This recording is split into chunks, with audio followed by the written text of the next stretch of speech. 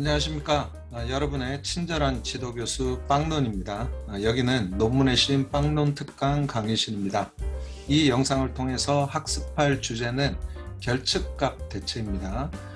우리가 설문조사를 하면은 어떤 무응답 등의 사유로 인해서 결측값이 발생을 할 수가 있는데 그 경우에는 어떻게 대체를 해서 통계 분석에 활용할지 그 부분에 대해서 오늘 강의를 진행을 하도록 하겠습니다. 자, 결측값이라는 것은 서원에서 말씀을 드린 바와 같이 이 설문조사를 했는데 이 응답자가 응답 거부나 또 실수로 누락을 할 수도 있겠죠. 이제 그런 경우에 응답 자체가 누락이 돼서 우리가 코딩을 할 때 빈칸으로 코딩을 할 수밖에 없는 그런 경우, 이걸 결측값이라고 부릅니다. 그리고 2차 자료를 활용을 해서 우리가 패널 연구를 하는 경우도 많은데요. 이 패널 DB의 경우에는 이런 결측값을 뭐 9나 99 또 9999 뭐 이런 숫자로 코딩을 하는 경우가 있는데 이 값이 뭘 의미하냐? 결측값을 의미하는 겁니다. 자, 이런 이 패널 DB에서 결측값이 어떻게 코딩이 되어 있는지 예시를 들어서 보여드릴게요. 이 한국직업능력연구원이라는 그런 공공기관이 있습니다. 그 공공기관에서 청년층 노동시장 이행 추적조사 DB를 조사를 해서 공개를 하고 있는데요. 오늘 이제 실습을 통해서 이 결측값을 어떻게 대체를 할지 그 부분도 설명을 드릴 건데, 이 자료에 보면은 이렇게 여기 변수보기 탭이 있죠. 변수보기 탭에서 결측값이라고 되어 있는 그런 열에 가서 뭔가 클릭을 해보면은 변수값 설명 내용이 이렇게 표시가 된 경우가 있습니다. 여기 청년층 노동시장 이행 추적 조사에서는 결측값을 9를 5개를 집어넣어서 이제 코딩을 했는데 뭐 모름, 무응답 이렇게 되어 있는 것이 이제 결측값이다 라고 알 수가 있습니다.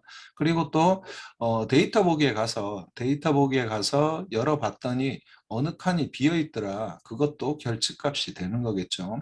이런 결측값을 어떤 방법으로 숫자를 채워 넣어서 분석을 할 것인가, 그게 오늘 학습하려는 주제가 되는 것입니다.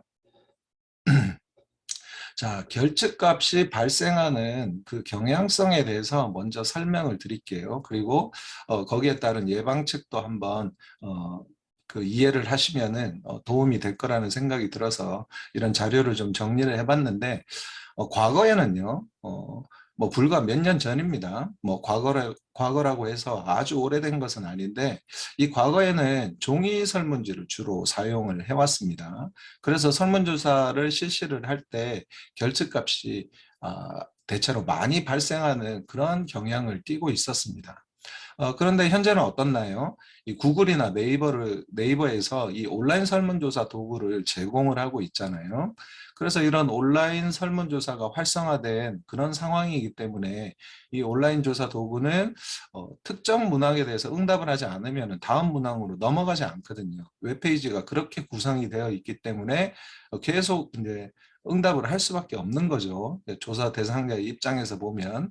그래서 결측값 발생이 최소화될 수 있는 그런 형태를 띠고 있다라고 할 수 있습니다. 아무래도 이전보다는 많이 좋아졌는데, 그렇다고 손 치더라도 종이 설문지를 여전히 활용을 해야 되는 그런 경우가 생겨납니다. 그래서 온라인 설문조사는 무조건 도입을 할 수 없는 상황도 분명히 발생하기 때문에 이 결측값을 어떻게 대체할지에 대해서는 학습이 필요하다는 겁니다. 아무튼 이 결측값 발생을 최소화시킬 수 있는 방법은 뭐 현재 제일 적합한 방법이라 할 수 있는 것은 이 온라인 설문조사를 적극적으로 활용을 하는 것이 도움이 될 거라는 것은 분명합니다. 자, 그러면 이제 구체적으로 결측값을 어떻게 처리를 하면 되는지 그 방법에 대해서 살펴보도록 하겠습니다. 제가 이렇게 분류를 했습니다. 최우선적인 방법이 있고, 그 다음에 우선적인 방법, 차선적인 방법, 이렇게 나눠볼 수가 있는데, 최우선적인 방법은 이 결측값이 있는 조사 대상자를 분석 대상에서 제외를 하는 게 제일 좋은 방법입니다. 어떻게든 채워서 이 그 무응답이 된 누락이 된 부분을 채워가지고 분석을 하려고 연구자는 많이 생각을 하는데, 가장 좋은 방법은 사실은 조사 대상자를, 그런 결집값이 있는 조사 대상자를 분석 대상에서 제외를 하는 것이 제일 현명한 방법이다. 이 점을 기억을 해 주셨으면 좋겠고요. 만약에 내가 표본의 크기가 이제 100인 그런 자료를 수집을 해서 가지고 있다. 그럴 경우에 한 10% 정도예요. 이건 뭐 딱 정해진 수치라고 볼 수는 없는데 10% 정도가 조사 대상자가 만약에 결집값이 있는 조사 대상자가 발생을 했다. 그럴 경우에는 조사 대상자를 분석 대상에서 제외하는 게 현명하다라는 겁니다. 한 대략 10% 정도요. 그런데 석사기 논문을 우리가 양적 연구를 통해서 연구를 수행을 할 때는 보통 지도 교수님들이 이렇게 얘기를 하죠. 조사 대상자를 한 100명 이상은 돼야 된다라고 이야기를 하잖아요. 그런데 내가 딱 조사한 그 조사 대상자 수가 딱 100명밖에 안 되는 거예요. 그런데 그 중에 10%가 만약에 결집값이 있는 조사 대상자라면, 그러면 막 버리기가 힘들잖아요. 그럴 경우에는 이런 우선적 방법이나 차선적 방법을 선택할 수밖에 없다라는 거고요. 예를 들어서 한 120명 정도를 내가 조사를 했는데 거기에 한 10%, 그러니까 한 12명 정도가 결집값이 있는 조사 대상자라면 그때는 분석 대상에서 제외하는 게 좋겠죠.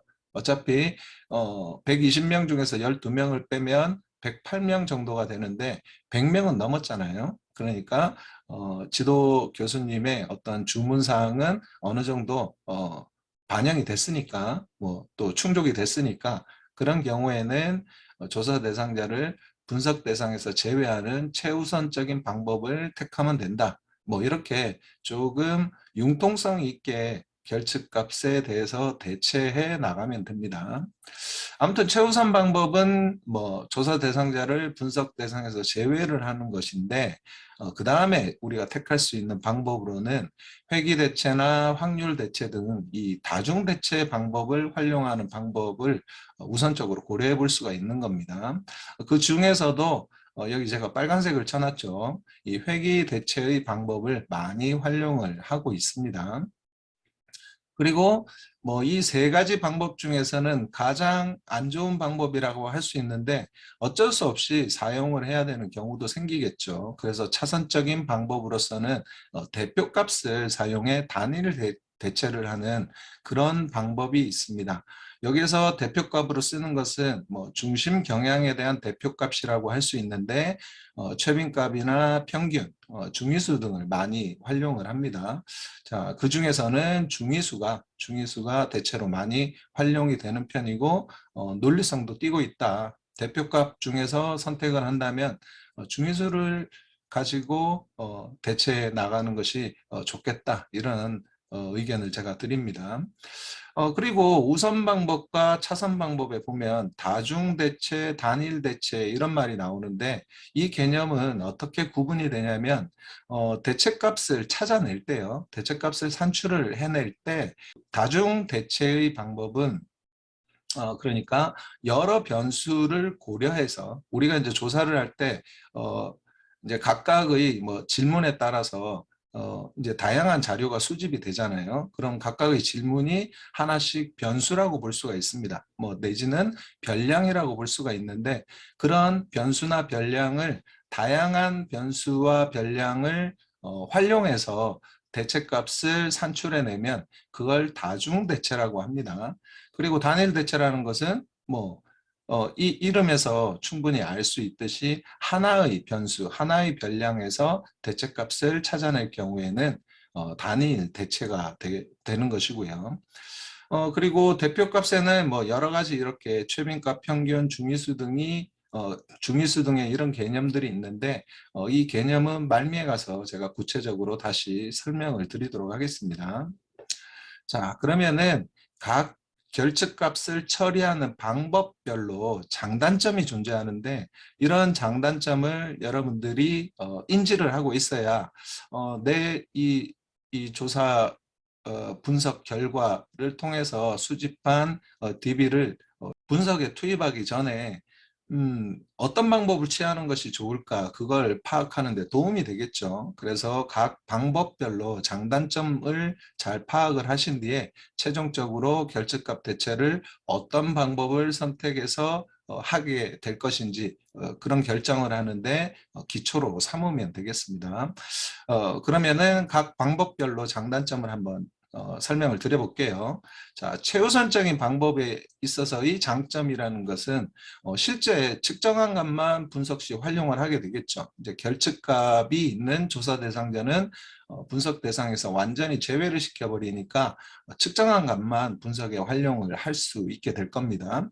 뭐 그럴 경우에는 당연히 분석 결과의 신뢰성이 높아지겠죠. 그래서 가장 신뢰성을 높일 수 있는 방법이 되겠다라는 겁니다.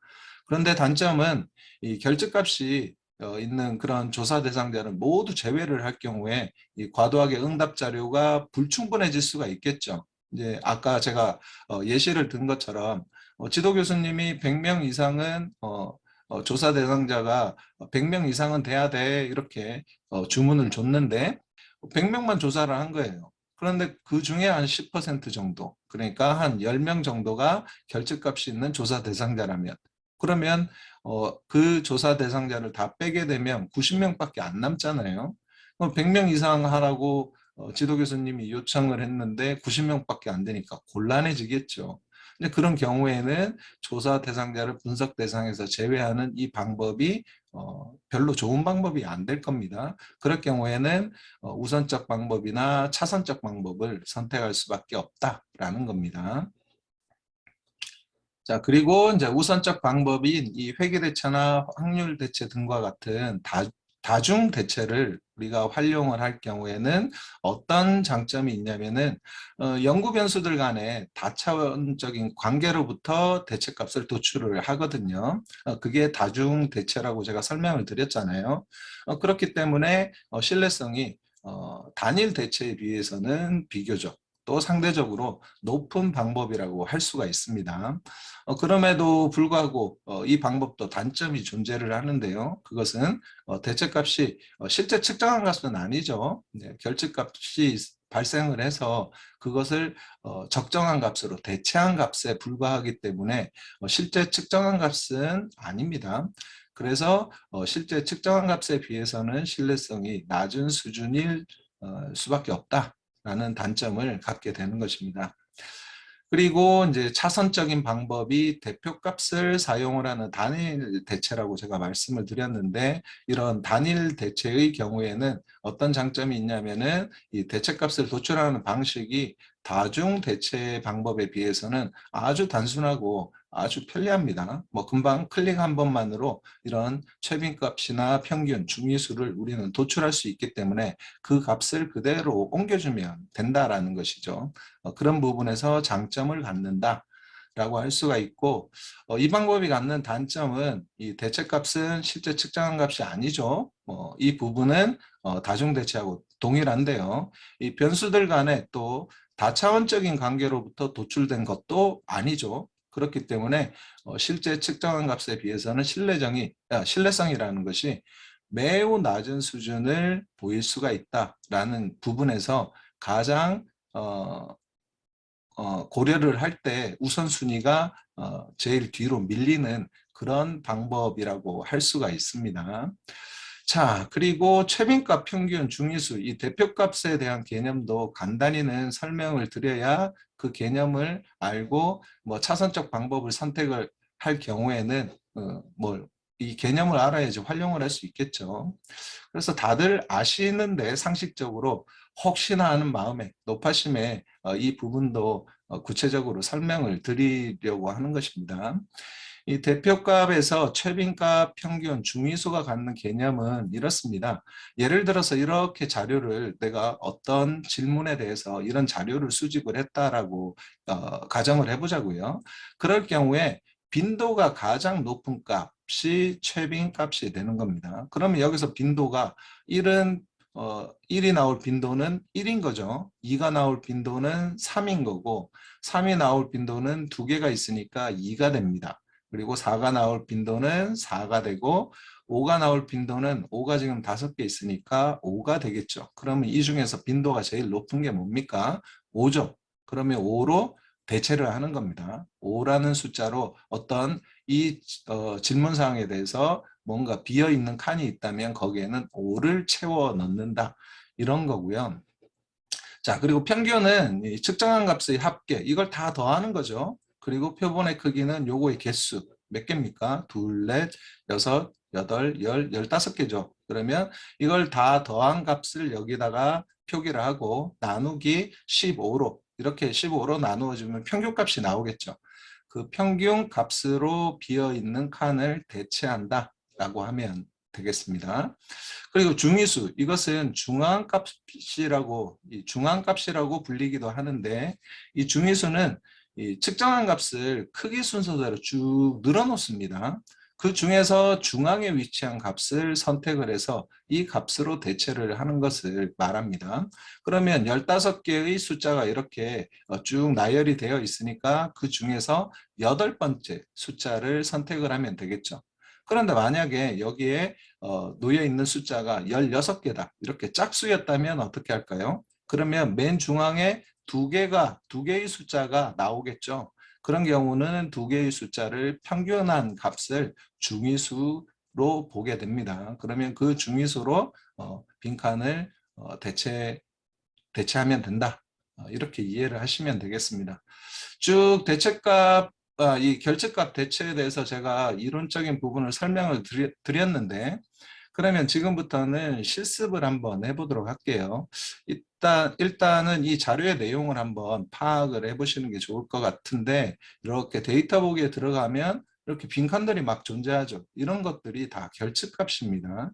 이런 결측값을 어떻게 채울 것인가 하는 게 지금 이제 오늘 이 강의를 통해서 우리가 다루려고 하는 건데, 결제값이 어느 정도 발생을 하는지 먼저 한번 그거부터 파악을 해보는 게 좋겠죠.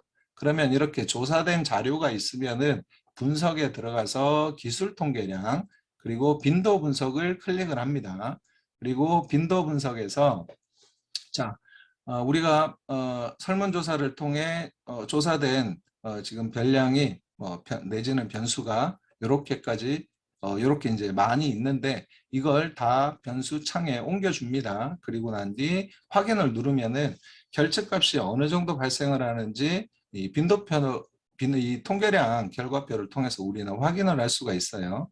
그럼 여기 보면 유효라고 되어 있고 결측이라고 되어 있잖아요. 그럼 결측에 보니까 숫자가 계열 1과 계열 2라는 설문 문항에 대해서는 514씩 결측이 발생한 것을 알 수가 있죠. 그리고 응답하신 주된 활동에 관련된 설문 문항에 대해서는 굉장히 많죠. 2642개의 결측값이 발생한 것을 우리가 알 수가 있습니다.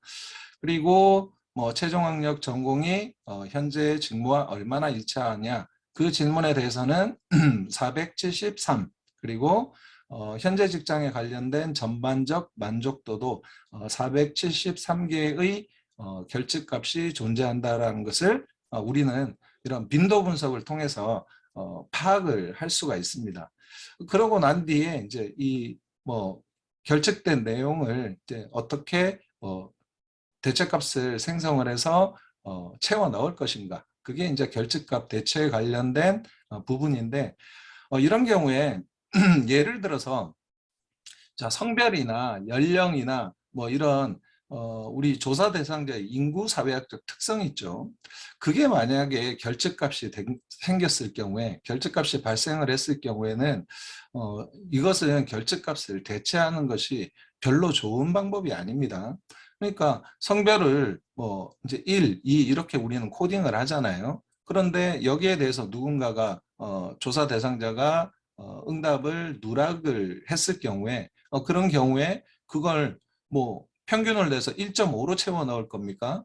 그런 거 아니잖아요. 그것도 중위수 값으로 채워 넣는 것도 의미가 없는 거죠. 왜냐하면 명목척도이잖아요. 그런 부분에서도 그렇고 또 연령에서 만약에 결집값이 생겼다 하더라도 이걸 평균값을 이용해서 중위수를 이용해서 여기에다가 채워 넣는다. 그거는 상식적으로 좀 볼 때 좀 문제가 있잖아요. 그러니까 인구사회학적 특성에 관련돼서 뭔가 결집값이 발생을 했을 때는 그 조사 대상자는 무조건 제외를 시키는 게 답이다라고 이야기를 할 수가 있습니다. 그래서 결집값 대체를 하는 경우는 우리가 이렇게 연구 변수들로 뭐 이제 조사가 이루어진 이런 이제 변량에 대해서는 결집값을 대체를 하는 것이 어느 정도 의미를 갖지만 인구사회적 특성, 뭐 조사 대상자의 인구사회학적 특성에 대해서 조사한 그런 자료를 막 그 결집값이 발생을 했다고 대체하는 것은 좀 뭐 대책 없는 그리고 의미도 없는 그런 결집값 대체이니까 그 부분은 꼭 유의를 하셔서 인구사회학적 특성에 관련된 부분은 뭔가 비어져 있다면은 그 조사 대상자는 분석에서 제외하는 그런 선택을 하셨으면 좋겠습니다. 그러면 요 값이 사실은 뭐 지금 전체 지금 조사 대상자 이 표본의 크기가 3,150인데 그 중에서 결집값이 2,642라면 이것은 사실은 대체하는 것이 의미가 없습니다. 이런 것도. 뭐 예를 들어서 이렇게 2,677명이 응답을 했는데 요 정도만 지금 결집값이 발생했다. 이런 것은 대체를 하는 것이 의미를 가질 수 있을 건데 뭐 이것도 사실은 많은 비중이죠. 전체 3,150명 중에서 473명이면 10%가 넘잖아요. 그래서 굉장히 결집값 비중이 높아서 이런 걸 대체하는 것이 의미가 신뢰성을 연구의 신뢰성 또 분석 결과의 신뢰성을 떨어뜨릴 수가 있기 때문에 조금 신중히 좀 검토를 하고 접근을 할 필요가 있는데 아무튼 뭐 여기에서는 결집값을 대체하는 방법에 대해서 제가 알려드리는 그런 강의이기 때문에 결집값을 대체를 할 것인지 아니면 그런 이제 분석 그런 이제 조사 자료는 제외를 할 것인지는 여러분의 이제 결정에 맡기고 저는 그 방법만 알려드리는 식으로 지금 또 강의를 진행해 나가도록 할게요. 자, 이런 경우에 아무튼 응답하신 주된 활동은 뭐 언제부터 유지되었습니까? 라는 질문이 있고 그리고 또 이곳은 달리 표현을 하면 자, 최종학력의 전공이 현재 직무와 얼마나 일치합니까? 전공 일치도에 관련된 그런 설문 문항이죠. 그리고 이것은 직장 만족도, 직장에 대한 전반적 만족도인데 예를 들어서 내가 전공 일치도가 전반적 직장 만족도에 영향을 미친다라는 가설을 검증하는 연구를 수행을 한다. 그러면 이게 연구 변수가 되겠죠. 그런데 얘는 다른 변수하고의 뭐 영향관계를 검증하거나 그럴 생각은 없는 거예요. 그냥 이런 이제 조사 대상자의 하나의 이제 또 다른 특성으로 파악하고자 싶은 거예요. 그럴 경우에는 얘는 단독으로 대체를 할 수가 있습니다. 그런 경우에 단일 대체가 되는 것이고 이 두 변수는 어떤 영향관계를 검증을 할 때 서로 간에 영향을 미치는 그런 변수들이죠.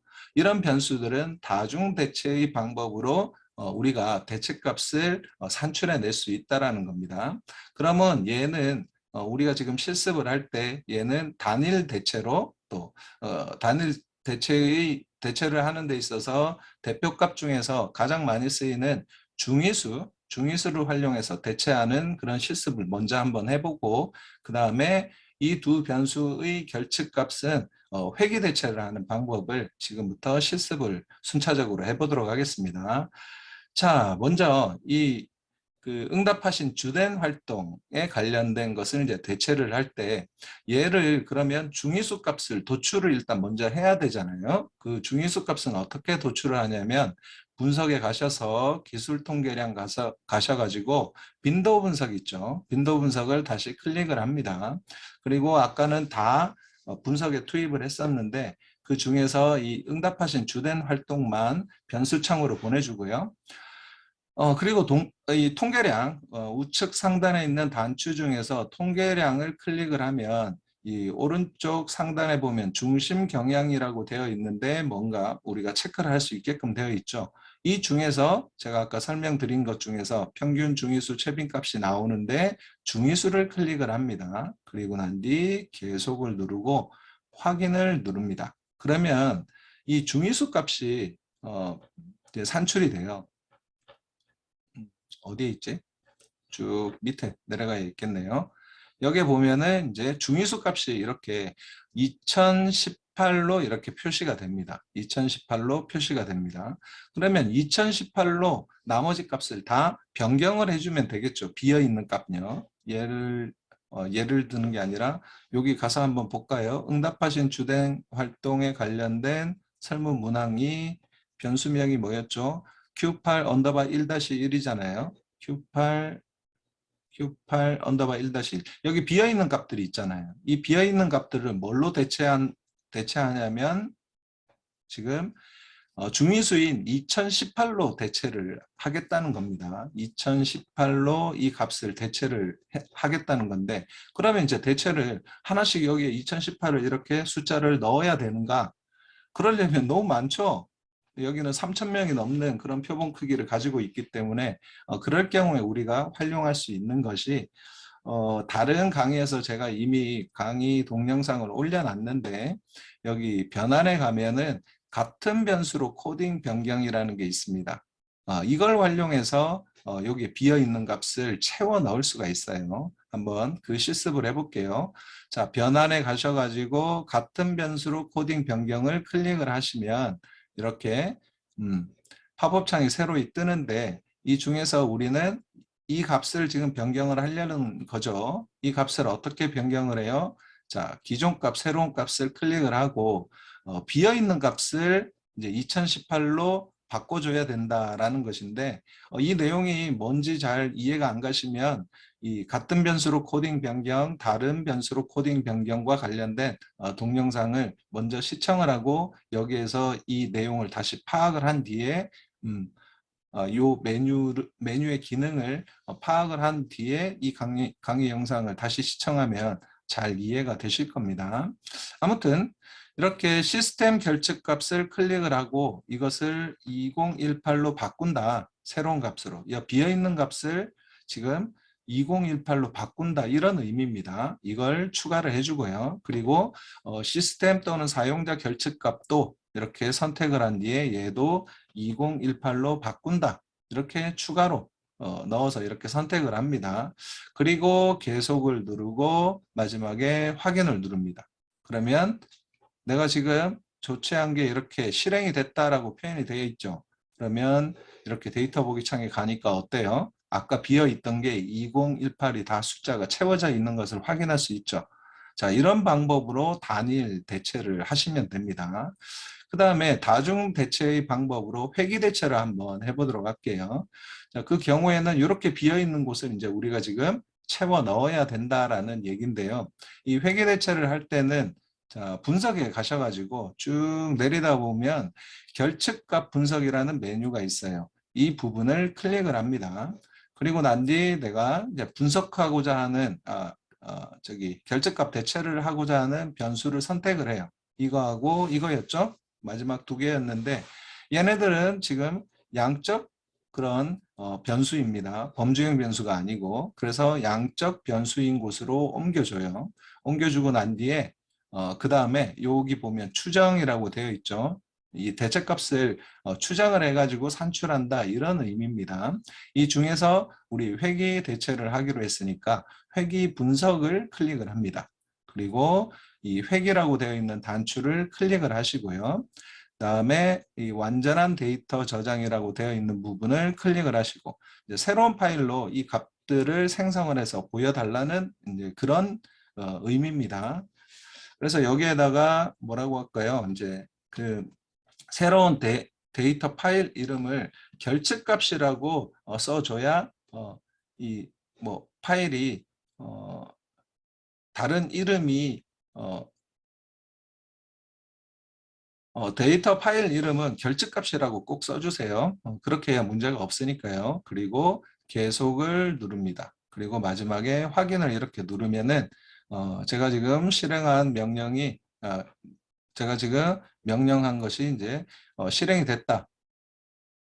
자, 그렇게 되면은 이렇게 회귀 대체를 한 결과가 이제 도출이 되는데 이것과 함께 여기 보면은 파일이 하나 이렇게 생성이 돼요. 이렇게 파일이 지금 회계 대체를 하고자 했던 변수들만 이렇게 대체된 값이 다 표기가 되어 있는 파일이 이렇게 생성이 되거든요. 그러면 우리는 뭐예요? 여기에서 복사를 하면 됩니다. 데이터 보기에 가서 쭉 끌어내려서 스크롤 바를 끌어내려서 모조리 다 이 변수들을 쉬프트를 누른 상태에서 마지막 이 변수 셀에 와가지고 클릭을 이렇게 누르면 한꺼번에 선택이 되거든요. 그 다음에 이 마우스 키 오른쪽을 눌러서 복사를 선택을 합니다. 아니면 그냥 자판에서 컨트롤 C를 눌러도 되고요. 그리고 난 뒤 내가 원래 가지고 있는 DB에 와서 첫 번째 칸에 와서 여기에서 자, 마우스 오른쪽 키를 누르고 붙여넣기를 하면 됩니다. 붙여넣기를 하면 여기 비어있는 게 다 채워지는 거죠. 짠, 이렇게 하면 붙여넣기를 하니까 다 채워진 거죠. 이런 식으로 회귀 대체를 하면 되겠습니다. 마지막으로 이 결제값 대체를 할 때 한 가지 더 유의할 사항을 뭐 또 참고할 사항을 말씀을 드릴게요. 우리가 연구를 할 때 그 결과를 이제 논문화하는 작업에 있어서는 투명성이 확보가 돼야 됩니다. 뭐 이거는 꼭 결측값 대체와 관련된 문제만이 아니라 어떤 연구를 수행하든지 간에 연구자는 자신이 어떤 연구 과정을 거쳐서 논문을 작성하게 됐는지 그 과정을 이제 투명하게 밝힐 필요가 있는데요. 그런 것과 이제 뭐 관련이 있는 부분이 이 결제값 대체의 사항에 대한 현황을 보고하는 내용도 논문에 반드시 포함이 돼야 됩니다. 결제값 대체를 내가 만약에 했다 그러면은 이 3장의 연구 방법을 기술하는 부분에 가서 자료의 수집과 관련된 그런 이제 항에 이런 내용을 쭉 써줘야 된다는 거죠. 뭐 표와 같이 이 조사 대상자 중에서 무응답 등으로 인해서 결제값이 발생한 빈도가 뭐 주된 활동인 경우에 얼마, 뭐 이런 변수별로 얼마씩 발생을 했는데 그 중에서 어떤 변수는 어떤 방법을 통해서 대체를 했다. 뭐 직무유치도 전반적인 직장 만족도는 다중 대체의 방법을 활용을 했는데 그 중에서도 회계 대체의 방법을 구체적으로 활용을 했다. 뭐 이런 내용을 이제 밝혀줘야 된다라는 것입니다. 그런데 아쉽게도 결제값을 대체를 했는데 이런 내용을 이제 논문에다가 보고를 하지 않는 그런 경우가 꽤나 있거든요. 그래서 이 강의를 시청하는 여러분들은 결제값 대체를 했을 경우에는 그 경우에는 반드시 이런 결제값 대체 현황에 대해서 논문에 꼭 보고하는 내용을 포함을 해서 어떤 이제 연구의 투명성을 더 한층 확보하는 그런 연구자가 되었으면 하는 바람에서 말씀을 드렸고요. 더욱 마지막으로 한 가지 더 이 결제값 대체와 관련된 뭐 고려사항 한 가지를 더 말씀을 드리면 제가 앞부분에서 이제 결제값 대체를 하는 3가지 그런 방법에 대해서 안내를 드렸는데 어떤 방법을 택해야 될지 연구자의 뭐 지금 연구 상황이나 또 조사한 자료의 어떤 특성 이런 것들을 종합적으로 그리고 아주 충분히 고려를 해서 선택을 해야 된다. 아무렇게나 선택해서는 안 된다. 라는 점도 꼭 명심하셨으면 합니다. 자, 이상으로 결제값 대체에 대한 강의는 여기서 마치도록 하겠습니다.